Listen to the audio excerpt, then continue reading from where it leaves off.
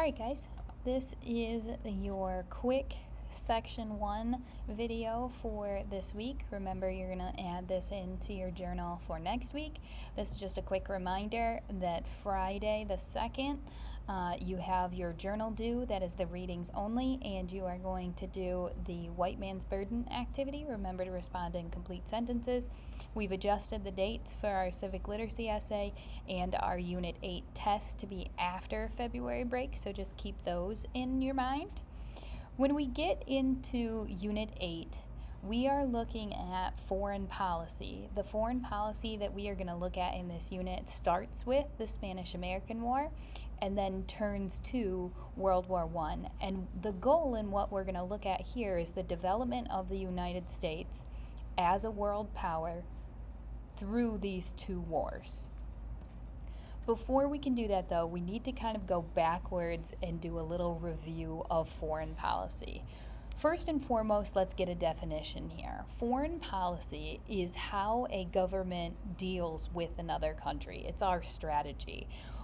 When you inspect our foreign policy with other countries, it deals in economics, it deals in the military, and it deals in diplomatic measures. When I say the economy, I mean trade. Trade with other countries, trade from other countries. How much money are we giving them? How much money are they giving us? Sometimes it doesn't have to do with trade. Sometimes we support other countries by giving funds in a way to stay out of a war. We're going to see that throughout this unit as well. When it comes to the military, sometimes we declare war in locations, sometimes we station troops that are not fighting, sometimes we station troops that are fighting. There's a lot of different ways that our military can be involved in another country, and we'll look at that here. When we talk diplomatic measures, sometimes you see the root word there, diplomat. This is someone who represents the United States and speaks on our behalf when it comes to what our relationship should look like. So occasionally, our dealings with other countries have nothing to do with money, have nothing to do with fighting, and really is just how do we trust each other? What can we promise each other for the future?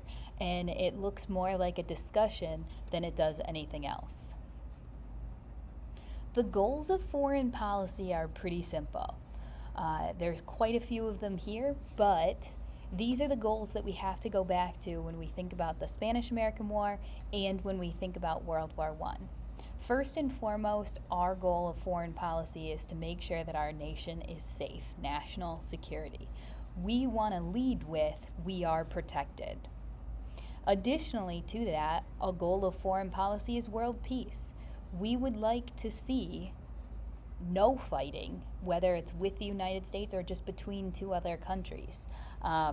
Oftentimes, war is a way that we choose to get to peace, which is kind of ironic. But we would ultimately like there to be peace around the world, so we'll kind of stick our nose in situations between two other countries in order to broker peace. A goal of foreign policy is to balance out power. Now, this one's a little funny because we're not talking about the United States being completely balanced with other nations. We're talking about a balance of power throughout the world. And what we really want to do, we don't want everybody to be the same, but we do want everyone to be on a level playing field. We recognize that not every country has the same population or the same technology, same military, same money, whatever it may be, but that doesn't mean that a country should be taken over by someone else or should be abused by another country. There should be a balance of power and a respect between nations. Democratic values. This one's a little tough, and it's going to get us into some pretty significant wars, starting with the Spanish-American War and going on to the Vietnam War. The United States has a goal in foreign policy to instill democratic values across the world. Now, you and I know that democracy in our country is what the Constitution is founded on. Democracy meaning the voice of the people to participate in our government. We like democracy, big champion of it. We are going to, over time, try to force democracy on other nations and locations as well. But sometimes democracy just doesn't work for everyone. The United States has a really hard time accepting that, and we're going to see that in the conflicts that we get in as well. A goal of our foreign policy is to protect human rights. When I say human rights, I mean life, liberty, and the pursuit of happiness. We want to make sure that people are safe around the world and that they are not being tortured or they are not being attacked or their livelihood, their safety, their right to have a life, liberty, and pursue their happiness is not being violated. So the United States will get into chosen foreign policy very selectively to protect human rights. There are going to be times throughout history where the United States ignores violations to human rights because it benefited us more. Our last goal of foreign policy is cooperative foreign trade. We want to make sure that all channels for the United States are open to trade with who we want to openly trade with. Now, this does not mean we are fighting for everybody to have open trade with everyone, but the United States kind of selfishly pushes to have cooperative foreign trade with countries that we see it favorable to us to trade with. All right, I want you to take a listen here and think about what the purpose of the State Department is, and jot this answer down in your journal as we go. The U.S. Department of State, more commonly known as the State Department, works with the executive branch of the government to carry out foreign policy and international relations. The department has two branches, Civil and Foreign Services, which offer distinct career tracks and opportunities for those interested in working there. When you think of the State Department, you're probably thinking about the Foreign Service, but that's just one part of state's important mission. Here are 3 of the most common myths about working for the State Department. Myth number 1, all State Department employees work overseas. It's true, Foreign Service employees must be willing to be on the move, and employees spend about 2/3 of their careers overseas. But those in the State Department's Civil Service branch don't fall under that requirement, and may spend an entire career without stepping a foot abroad. The State Department has approximately 75,000 employees, and the majority of them are local employees serving in overseas locations. Foreign Service officers make up approximately 13,000 of the department's employees, and there are approximately 10,000 civil service employees. Myth number 2, you have to speak a foreign language. You aren't required to know a foreign language in order to become a Foreign Service officer. Language proficiency is part of the exam, and you can be awarded bonus points for language proficiency, particularly in specific languages. It's more important to have strong proficiency in the English language and adaptability and willingness to learn than to be well-versed in a half a dozen languages. Myth number 3, the State Department sets foreign policy. The executive branch sets foreign policy, which means the State Department is simply carrying out the policies of the White House. But if politics aren't your thing, it's important to keep in mind that many of the missions of the State Department are cultural and procedural, and those programs transcend politics and withstand the ebb and flow of political party changes. The State Department offers an exciting, rewarding career for professionals who would like to give back to their country and impact the world. Don't let the myths fool you. If you have the skills and the passion. Okay, so when we think about the State Department is going to be one of the pieces of the puzzle in foreign policy. And the purpose of the State Department is to carry out the foreign policy of the president, who ultimately decides on our involvement with some help. So there's 3 different pieces here when it comes to government involvement in foreign policy. First and foremost, we have the president. The president is going to be the chief negotiator when it comes to discussing with other nations. The president is the face of the country. But we know that the president cannot make all of the decisions on their own as far as signing foreign agreements or treaties, and that's where Congress comes in. Congress serves to check the president's power in negotiating with other countries because they have to approve all those treaties that are negotiated by the president. And the third and final piece of government involvement in foreign policy is the State Department, which is the cabinet. Now, the State Department is those who, where our diplomats of the country are employed through. Our State Department is led by the Secretary of State. This is the part where the president can't be everywhere all the time talking to every country. So the State Department does that in their stead. The cabinet also has other positions that deal in foreign policy, just more loosely, but I would say still connected to. When you talk about homeland security, that's dealing in other nations' business. When you talk in Secretary of War, Secretary of the Treasury. So they all kind of touch foreign policy in some way, but the cabinet, as far as the State Department, is the chief face of it. Okay, I want you to take a listen here and consider what Washington's position was on foreign policy. So we're going all the way back to the beginning of the year in Unit 2 and thinking about what was Washington's stance on foreign policy, and then why was that his stance on foreign policy. The 1790s is a story of American foreign policy being indecisive. In 1789, just as Washington comes into power, the French government has been toppled. The French Revolution takes place, and men like Jefferson rejoice because they think this is the legacy of the American Revolution. Freedom, equality. Men like Gouverneur Morris and Alexander Hamilton look at it and they go, this is going to end badly. These people don't have a political culture, a tradition of representative government. This is going to become a tyranny in 5 seconds. They were right.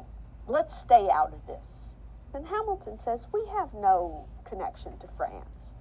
Our real natural ally is England. We can trade with them. He's actually interested in English investors. He says, the English people who have made money as capitalists, they have extra money. Let them invest in America. So typically, Hamilton is right. So Jefferson wants to support France. Madison wants to support France. Hamilton wants to support England.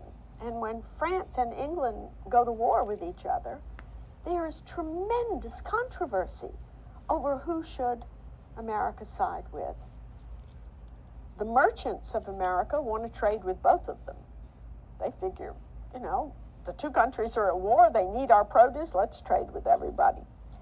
Jefferson says it's our moral obligation to side with France because we signed a treaty of amity and commerce with them in 1779 after Saratoga.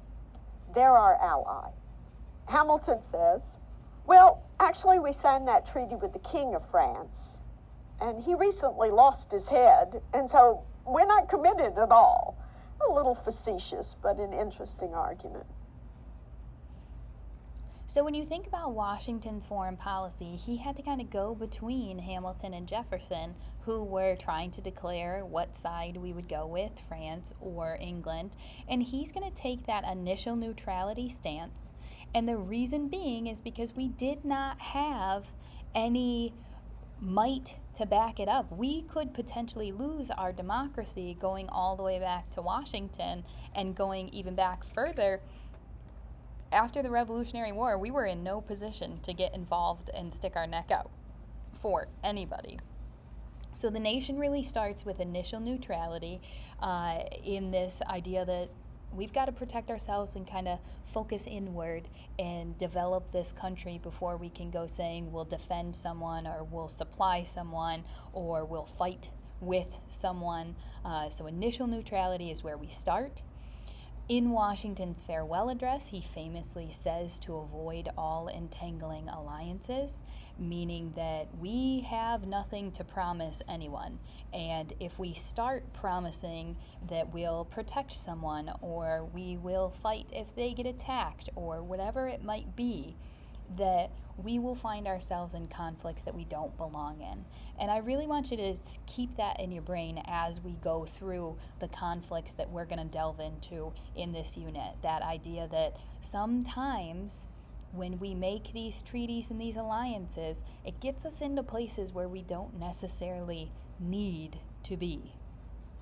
The Louisiana Purchase is going to be one of the times where we step out of that initial neutrality. Remember, Thomas Jefferson makes the Louisiana Purchase. He buys it from France. And while we don't initially think of this as foreign policy, it very much is. This is us making an agreement with another country to purchase land. While the Louisiana Territory was a part of the continental U.S., it's our neighbor, it's land that we are going to believe we have a right to, we had to negotiate with a foreign country in order to get it. And that is really the first time where we step out of this neutrality, not declaring sides with anybody, but really saying, we're here to do business. We've got money, we want to expand, and that sends a message to countries around the world. The War of 1812 is a step into foreign policy as well.